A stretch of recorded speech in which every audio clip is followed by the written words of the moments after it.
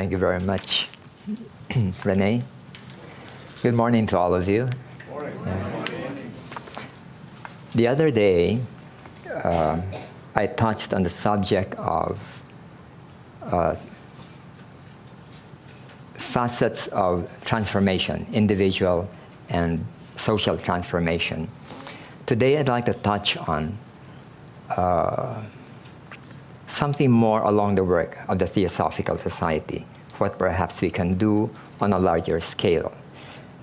Last year, if I remember right, I spoke a little about this in Crotona, and I forgot whether I did speak about it here, but the fast changes in technology and events, I think, stresses the need for us to really probe into new avenues of making our work effective. Now, let me just use the analogy of building a house, in which every house has a floor slab. The floor slab serves as a foundation of the house. But that floor slab will not be useful at all until we build a house on top of it. And if you have the slab and the house, then it will become useful for living. This idea can be compared to what we are trying to do in our theosophical work, in which we are also providing certain layers of things that are useful for the public in general. One of them would be, and the basic one is theosophical information. However, theosophical information is basically like a slab, and we'll have to build something on top of it. If we just continue with theosophical information and no house built on it, then it may not be very useful in the long run. So there's a lot of things available today, either in book form or in the web, which present tremendous amount of information. And I think we'll have to make use of this in order to create an impact in society. Now, I'd like to use the model of a pyramid in speaking about the subject today, in building on a useful hierarchy or structure for society. There are three domains. The first one is, as I said, theosophical information, where we are in the domain of ideas. And then the second one would be on the domain of practice. These two areas are absolutely necessary. One without the other would make the whole thing inadequate. Knowledge alone would be sterile, and practice alone without deep roots would probably be going in wrong directions. And it is on the basis of well-founded ideas and wholesome practice that we can realize personal and social transformation. So let me speak about these two domains. On the domain of ideas, we are really speaking about mainstreaming of theosophical ideas, influencing world thought and culture, and popularizing key concepts. And this is what we've been doing for the past 100 years or more. Now, in the domain of ideas, because of the complexity of society, the number of people in the world, 7 billion of them, we will be unable to reach them by ourselves, and hence we need to depend upon, first, powerful seed ideas, and second, a sufficient degree of dissemination through what is called a multiplier effect in economics. And how do we do so? Let me just start by reminding ourselves of a statement by the Mahachohan. I think all of us are familiar that one of the most important letters ever received by Theosophists from the Mahatmas was this letter by the Mahachohan. It is sometimes called the Charter of the Theosophical Society. And it says, "The doctrine we promulgate, being the only true one, must, supported by such evidence as we are preparing to give, become ultimately triumphant as every other truth." Then he says further, "For our doctrines to practically react on the so-called moral code or the ideas of truthfulness, purity, self-denial, charity, etc., we have to preach and popularize a knowledge of theosophy." So this is our mandate, and how to do so is our challenge. In the past many years, the usual avenue for doing this would be things like newspapers, magazines, books, radio, television. But today, things have changed very quickly, such that what used to be the main avenue for dissemination is now fast disappearing. Now, the internet is the #1 avenue for dissemination, and digital books are fast growing.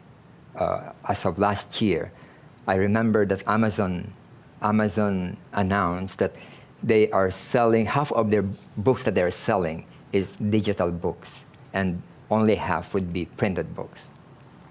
Then television remains a major source of information for a lot of people all over the world. Now, last year, I do not know whether I showed this to a gathering here, but I did in Crotona.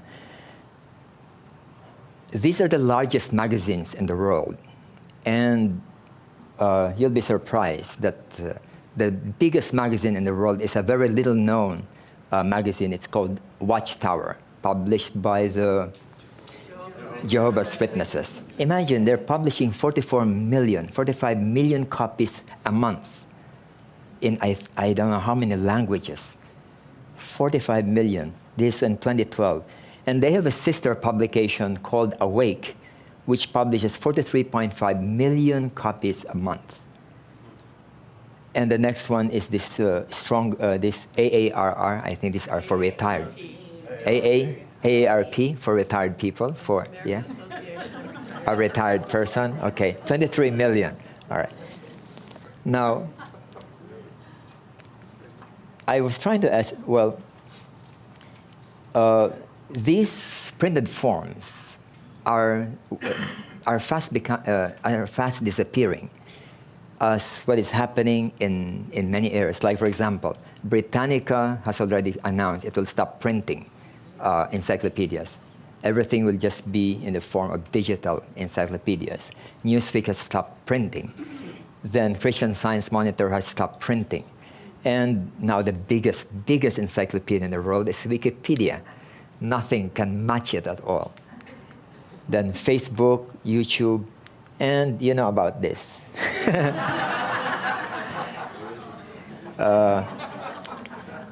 Amazing. 3 minutes of this Gangnam Style video was watched by 1.7 billion people. Imagine if a 10-minute talk by Tim gets watched by 1.5 billion people. He'd be the next president of the United States.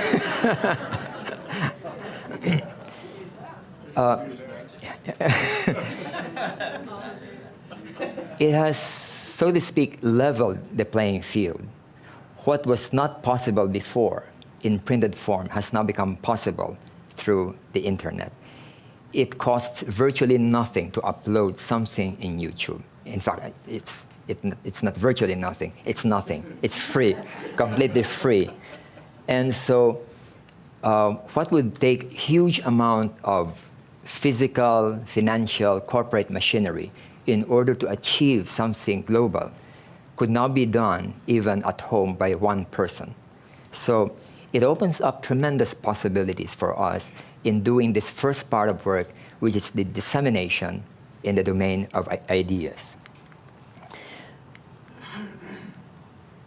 One of the thoughts that constantly come back to me is that we need to create as many websites on all theosophically related subjects with theosophical references and linkages with one another. They can be autonomous, created by many theosophists, but mutually linked, can be interactive if webmaster has time and competency to reply to questions, and get support from group of theosophists who will help in the content, in answering questions, in research, and so on. These 2 days I've been talking with Lloyd, and I've learned so much in these 2 days about the complex jungle of in the internet universe. And I learned from him, for example, that a website can be created with very rich content. And in order to make it, bring it on top of a search engine like Google, it must constantly change in its front page. And since we are so busy, we may not be able to do that, like attending to a website every day. But Lloyd said, one doesn't have to do that. There are certain technologies today in which one of them is what is called RSS, real simple syndication, okay, in which a network of websites can link to each other such that a change in one will automatically change the other in the front. And so there is virtual updating, renewing, changing of the website, and hence it will be recognized as an active website by Google. And it brings up its slot in Google searches or other forms of searches. And this makes possible what for the moment would be hardly possible for most of us. For example, I personally maintain a few websites, and I hardly have the time to do it. And hence, sometimes it would be stagnant for a long period. And based on this, its searchability would keep on going down because it's not moving at all. But if this is possible, then a few people, a group of people, would be able to create a big network of websites in theosophy. And it will create a large network of interested students of theosophical subjects in a wide variety of fields. Now, what's the cost involved? This is, I think, something important. I looked at the prices right now if we get commercial hosting, and it's only $25 per year. Is that correct, Lloyd? About $2 per month. $2 per month. And if there are servers like you have here in TSA, then it is free because you already have the server and you can just keep on adding content. If there are 1,000 new sites, this will just be $25,000. 1,000 sites. I don't know how to maintain 1,000 sites. That's a lot already, but it only costs $25,000. Now, I was listening to the financial report the other morning, and this is just 1.3% of the budget of just the TS in America. It's something. You're not making friends with our staff. No, but what I'm saying is that it's possible even for small sections to do it. It's not, especially when it is, for example, 100 sites is $2,500. It's not that large, and it's affordable. And so it's something doable in terms of costings. It's probably less than 0.1% of global budget, and yet it can make a big difference in this work on the dissemination in the domain of ideas. Now, it seems necessary that we cover a wide field. The matrix of significant ideas must be spread out as widely as possible, which I'd like to talk about a bit later. For example, the dissemination ideas can focus on a few central key ideas, plus maybe, I don't know, 100 or 500 subsidiary ideas. In the Key to Theosophy, Madame Blavatsky referred to 4 key ideas in trying to bring about social transformation. And I like to mention those 4 key ideas. The first one, she says, is on universal unity or oneness. This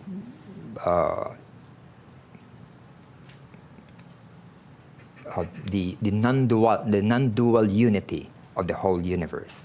The second is human solidarity, this universal brotherhood.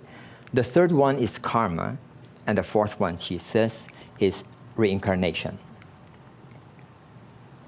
Now, I have added 3 more ideas, which I thought would be important to serve as key ideas for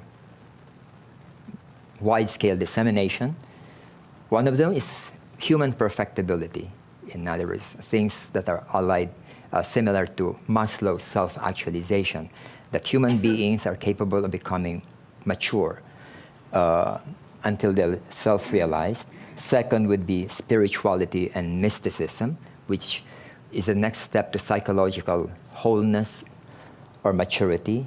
And then essential unity of religions, recognizing that religion is one of the sources of division, of resentment, of conflict in the world in the past hundreds of years. So suppose these or other key ideas would be major themes in theosophical dissemination through websites. Then there are myriads of other topics. Then another one is applied theosophy, something which perhaps we can speak about a bit later. Applied theosophy, which would be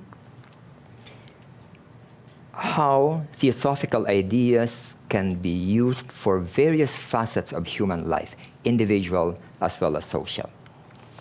And then we can address myriads of topics within the theosophical world and their theosophy, things like meditation, ageless wisdom, perennial philosophy, death and the afterlife, parenting, education. Parenting and education would be part of applied theosophy, theosophical history, and so on. It can go into theo as subjects, to power of thoughts, what is God, Bible and esotericism, Yoga Sutras, and so on. And linking them, the thread that links them together would be theosophy. Now, some examples.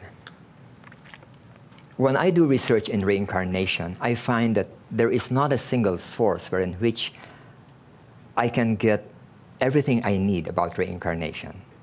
For example, there is not enough, in fact, there is no single site that studies in much detail the researches of Dr. Ian Stevenson on reincarnation, but I think this is one of the most powerful evidences of reincarnation.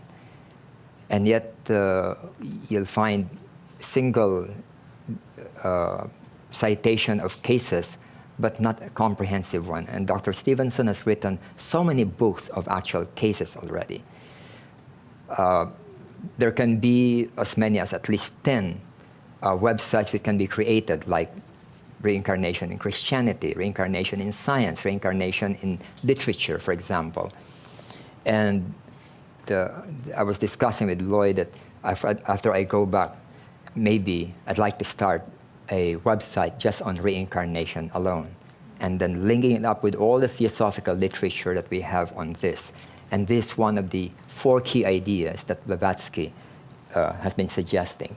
Then it can be, then it's also life after death, according to theosophy. There are a lot of websites on near-death experiences on life after death, but not so much on the theosophical understanding of what happens during life after death.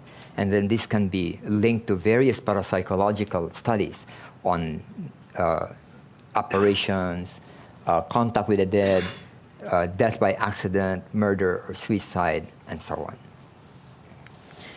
Then it can be on things like secret doctrine. My roommate, Jacques, together with 2 other people, has started a website just on stanzas of Zen and Tibetan Buddhism. That's a very specialized area, and that's just one topic in the secret doctrine. It can be on so many other things. Then on human evolution, Atlantis, Lemuria, and so on. Then there is a very significant book written more than 100 years ago by Higgins. I forgot his first name. Anacalypsis. It's one of the books that is almost like Isis Unveiled and highly regarded by Madame Blavatsky. But there's hardly a study about it in the web, and that can be also another theme for a theosophical website. Applied theosophy can be very many things, and our familiarity with the applications of theosophy on the problems of living would be the limit of the extent of the subjects that can be created in the web along the area of applied theosophy. Stress management, effective relationships, psychological well-being, character building, meditation, education, parenting, vegetarianism, animal welfare, and the many concerns under the TOS and so on. So these are just examples of topics that can be the core of individual websites that can be linked to, that will form as a network of theosophical subjects. Then, and we are not even speaking about translations. Even if we just translate it to 10 languages, then you'll multiply everything by 10 times. At present, for example, there is only one exclusively theosophical website in Chinese. And yet Mandarin is spoken and read by 1.4 billion people, 1/5 of humanity. And so here, there's already a gaping hole, a vacuum of theosophical presence in the Chinese world, and there's so much possibility in this area. Then YouTube, webinar, online. I've been very impressed by what I see is happening here in TS USA in these areas, and I think you are so far advanced in these areas compared to the rest of us. And I was suggesting to some of the ones who are in charge of this, can you teach at least 10 sections, 10 of us, about what we can do in our own sections in order to do even just 1/3 of what you're able to do? It will make a big difference in how we disseminate theosophy in various ways through the internet at very inexpensive costs. So that's on the domain of ideas. And I think here, I just mentioned a few things, but I think many of you here are more aware of greater possibilities that I can even imagine, because you're far more familiar with that area of internet presence than I do. Let me now go into the domain of practice. As I said, ideas alone, unless it is reflected in daily life, in social life, then it would not be something that would have an impact in society. Here, I'd like to refer again to the Mahachohan, who wrote, "To be true, religion and philosophy must offer the solution of every problem." Now, this single statement, to me, is very significant. The Mahachohan is challenging us to apply theosophy to every single human problem that we face. And having known theosophy, I think all of us are aware that the keys to the major problems of the world and to human life can be found in the ageless wisdom. How do we now translate this into life practices? I think this is now the challenge that all of us are facing. And he says, to these, meaning the problems of the world, there must be somewhere a consistent solution. And if our doctrines will show their competence to offer it, if our doctrines will show their competence to offer it, we have to show it. In other words, we cannot assume it, we have to demonstrate it. If our doctrines will show their competence to offer it, then the world will be the first one to confess that that must be the true philosophy, the true religion, the true light, and which gives truth and nothing but the truth. This has been a recurring paragraph in my mind because 300 or 500 years from now, Theosophy will show its worth depending upon how the ideas and the practices have changed the world. If not, then we will gradually fade into irrelevance. Let me just share with you about something which is known to many of you, especially educators, on how people learn. This is from NTL, National Training Laboratories, Institute of Applied Behavioral Science. It is estimated that when a person just listens to a lecture, he retains only 5% of what he hears. You'll only remember 5% of what I say today after we leave. When you read about what I've said, you'll retain double of that, which is just 10%. But when I show here something on the screen, then it doubles it further, 20% retention. And when something is demonstrated, like what Fernando did yesterday, then it goes up to 30%. Then when there's a discussion group where they are participating, where the participants are involved, then it goes up to half retention, 50%. And when it is done by practice, then the retention becomes 3/4 or 75%. And when we teach other people, retention goes very high to 90%. And here, the practice side is on the 75% level. Whatever ideas we are disseminating and we link it up to some form of practice, especially on a daily basis, then it becomes part of the lives of those who are studying these things. Otherwise, it becomes just an idea. In my experience, either in lecturing, in school, in conducting seminars and workshops, I've seen the general accuracy of this view, and that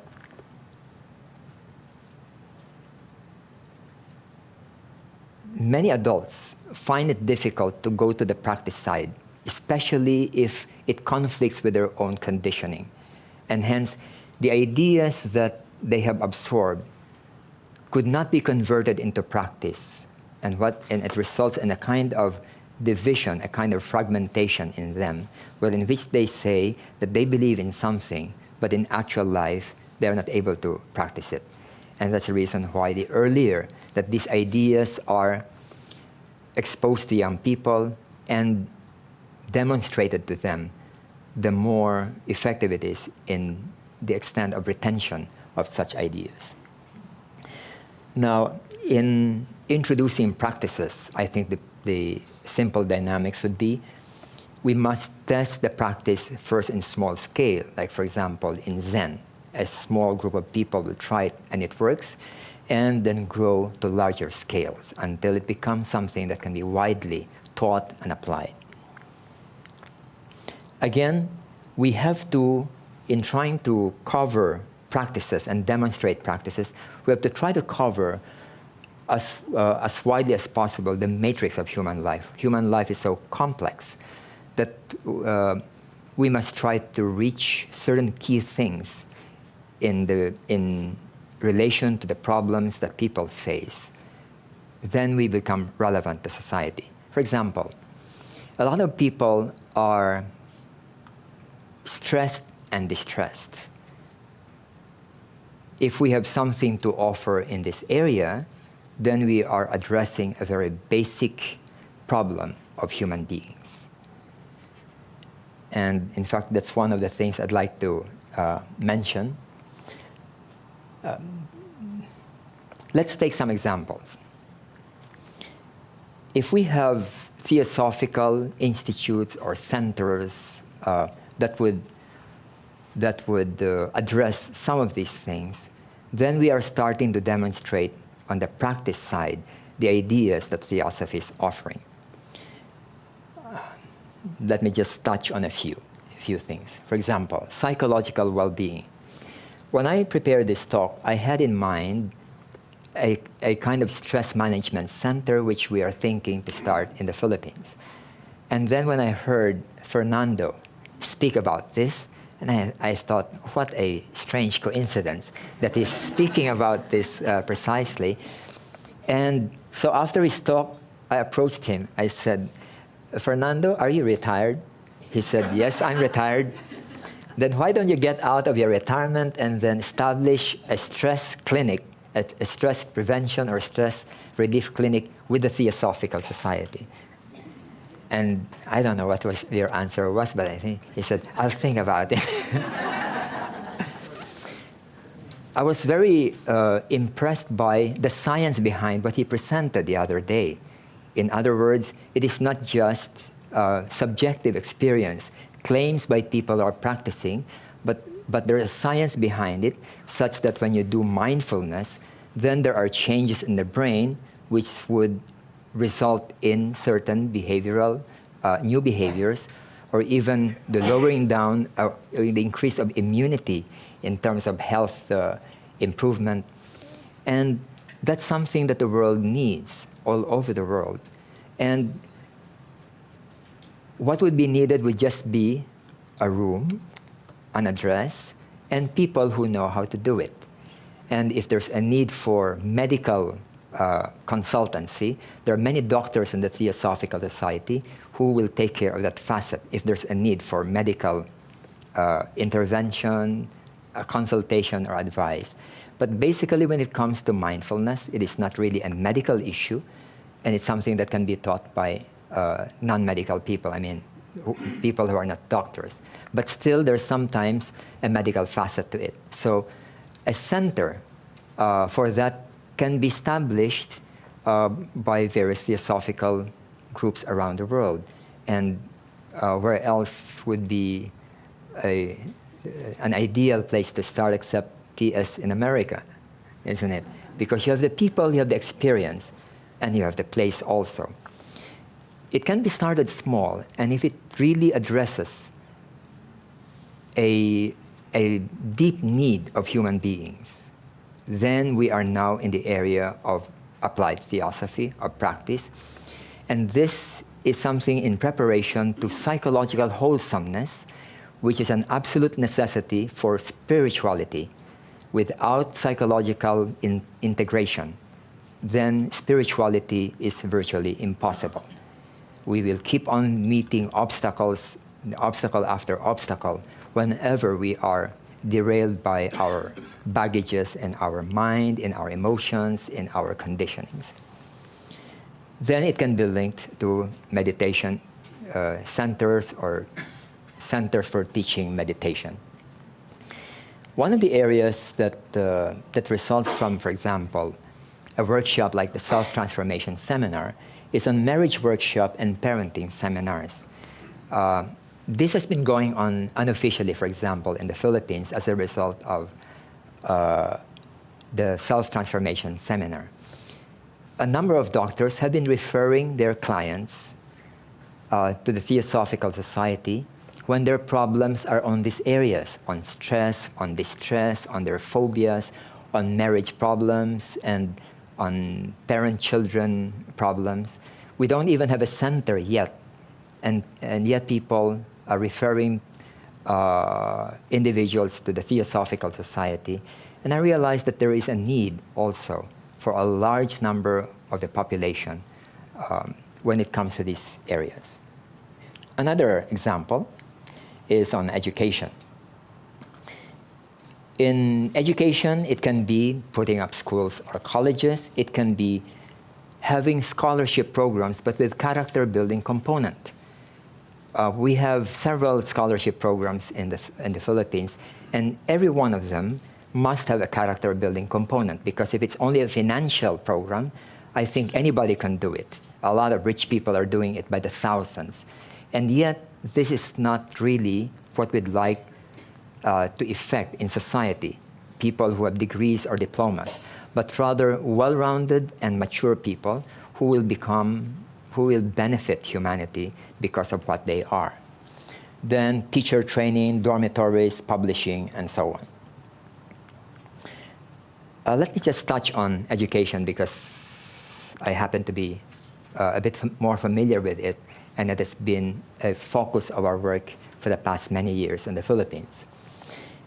Madame Blavatsky wrote this in Key to Theosophy when it came to applied or practical theosophy. She says, if we had money, we would found schools which would turn out something else than reading and writing candidates for starvation.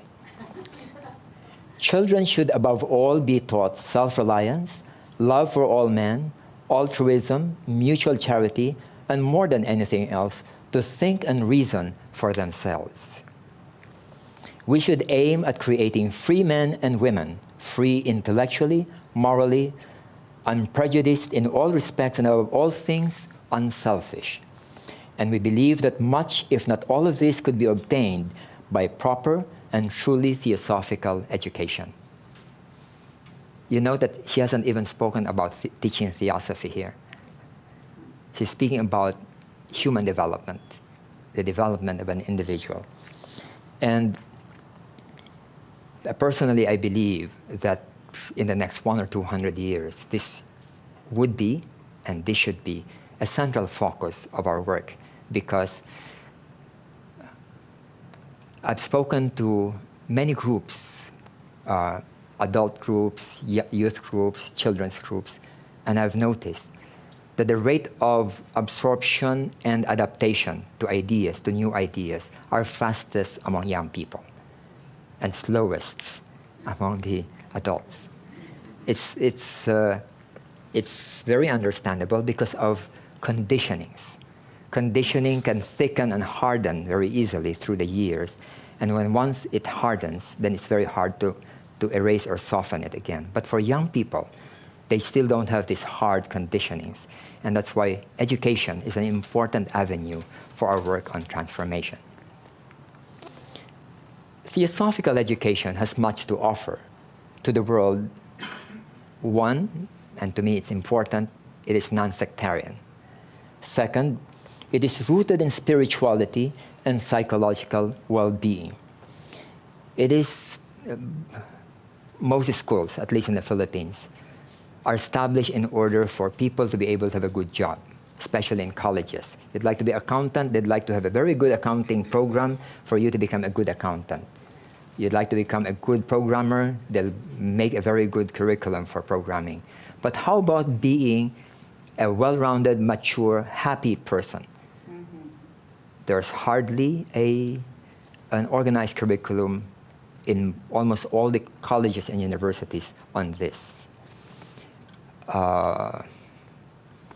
When I ask parents as well as teachers, what would be the top quality, the number one or number two qualities that they would like their children to have when they grow up, then among those qualities, happiness would be somewhere along the top. Happiness. Not high income, not being a programmer, and so on, but happiness. And yet, how many schools teach Happiness 101? And yet, the thing is, it is a science, or at least a semi-science.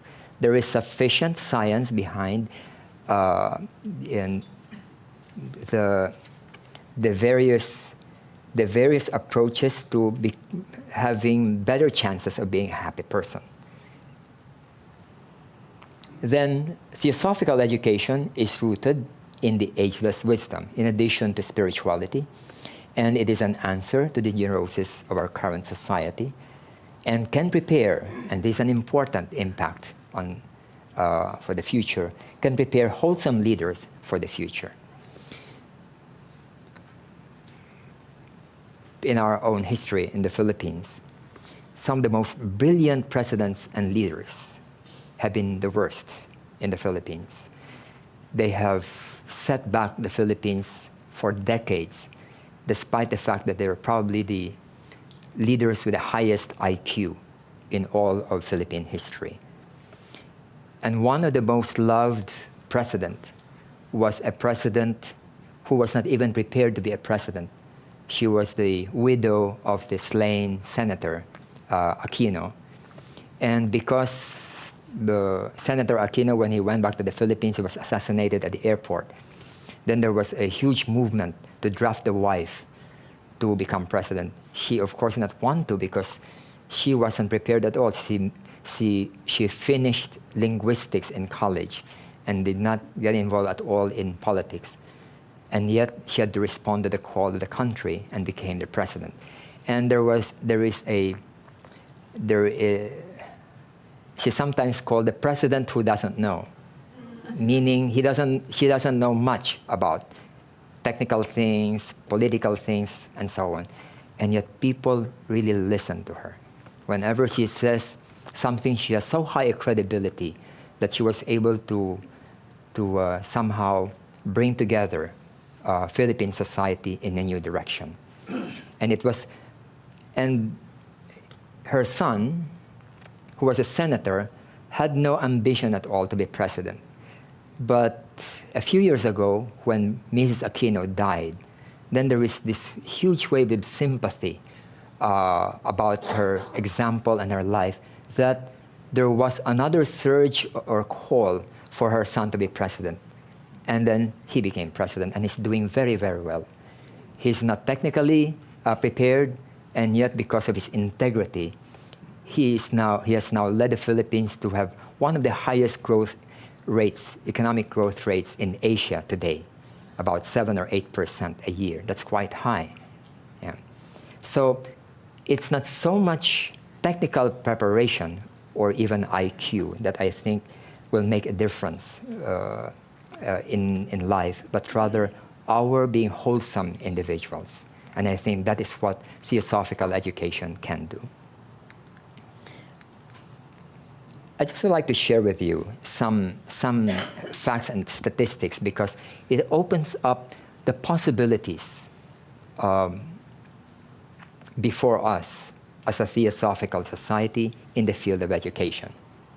And I'd like to take as an example what the Catholic Church is doing in the field of education. The Catholic Church, with all its orders, subsidiaries, parishes, runs about 200,000 plus schools all over the world. And they have something like 52 million students all over the world. That's larger than many countries in the world. And you can imagine if they enter from kindergarten in such a Catholic school and graduates from college in a Catholic school, which would be how many years? About 18 or more years, or 20 years. You have 20 years of molding human beings into what you'd like them to become. A tremendous opportunity, and these students will pay to be molded. Isn't it? Yeah.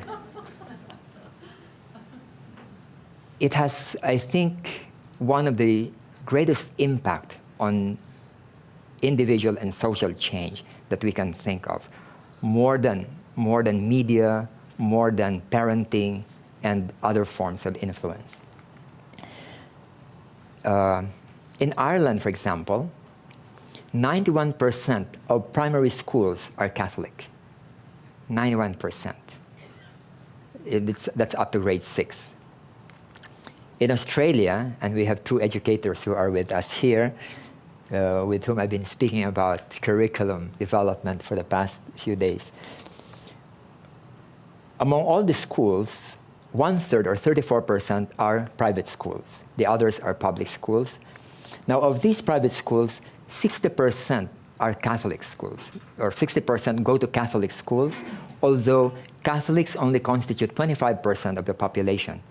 So their influence is far larger than their own population in relation to the total number of people in Australia.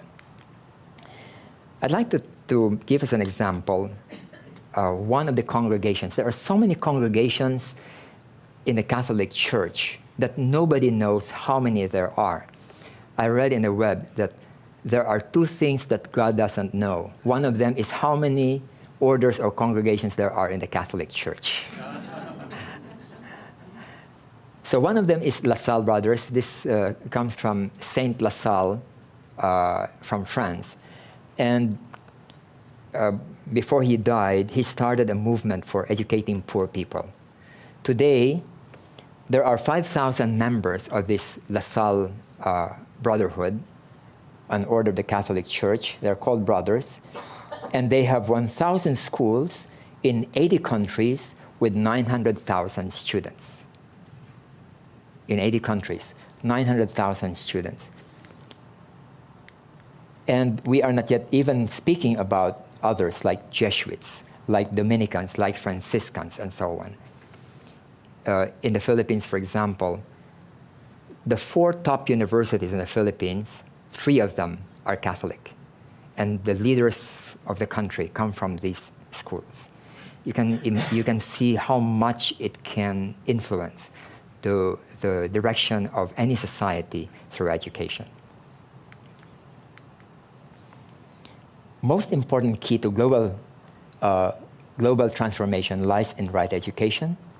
Now today, there are probably about 7 or 8 theosophical schools around the world. I just learned yesterday that Orissa has, and I've never knew that there was. And probably there are other such schools in India, but which are not well known to us. But there are probably there are less than 10 theosophical schools in the world. Why not 100 schools in 100 years? Is that difficult? It's not impossible. It's doable. And I think during the time of Annie Besant, there were so many schools, but were one by one given up through the years because of perhaps lack of interest or focus on education. And why not 1,000 schools in 200 years? Now, imagine the impact on society when we do have such institutions. So there are many other areas which can be looked into. So I'll just run through some of them, and you can think and brainstorm on 100 other things. Things like having theosophical institutes that give seminars like self-transformation seminars, courses on theosophy, online courses, retreats, regular lectures, then various TOS programs aside from relief services, animal clinics, scholarships, and I don't know, 100 other programs under the TOS on applied theosophy. Then organizational culture building. We're doing this now in the Philippines. There are many corporations which are asking us, the Theosophical Society, to conduct workshops and seminars for them on cultural building. Usually they ask for team building so that corporate members can work together well. But in addition to team building, what we have been introducing is culture building. A culture, for example, of harmony, assertiveness rather than timidity and aggressiveness. In other words, if I have a problem with a fellow worker in a company, do I gossip about him, or do I quarrel with him, or do I talk with him assertively in a harmonious way that does not create more problems? When such a culture is created, then conflicts within a group, a company, an association becomes much, much less. And so this is something which is ongoing. When I go back to the Philippines, there are 2 such groups. One is a university and the other is an NGO, non-government organization, that is requesting for such a cultural building in their organization. It can be leadership workshops which have been conducted for government officials in various provinces in the Philippines. Then it can be something on health, like yoga, then vegetarian societies, restaurants, and there can be so many other things. And I just thought of a number of things, but it wouldn't fit anymore, so I stopped when it filled up the page. But again, probably our imagination would be the only limit, and much of it is doable. If we try 100 initiatives and half of them fail, we will still have 50 enduring practices. And one of the things I've learned in theosophical work is never to be afraid of failure. If it's something worthwhile, do it. Doesn't work, then do it again. Doesn't work, do it again. So long as the idea is right. If the idea is not right, that's where the slab, the service of the slab, the floor. The idea must be right, and then just keep on doing it, because one of these days it will have to work. But if the idea is wrong, then better not, because it will have harmful effects. And another principle is to start small, because from small, when it works, then it's easier to grow.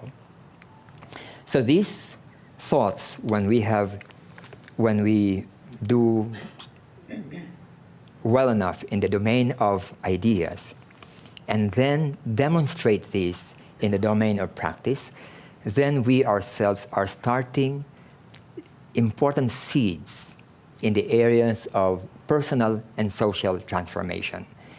And the reason why we are called upon, we are challenged to do this, is because there is something in theosophy that many others, or most others, could not offer.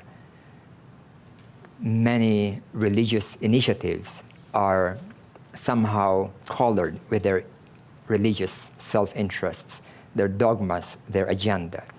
And from the theosophical viewpoint, it is important that work for humanity should, as much as possible, be non-sectarian, non-religious in the sense of sectarianism. And this is the reason why I think we are called upon to do this in the Theosophical Society, because of the unique role, the unique quality of theosophical wisdom, and the approach that we do in trying to help change the world. Good morning to all of you.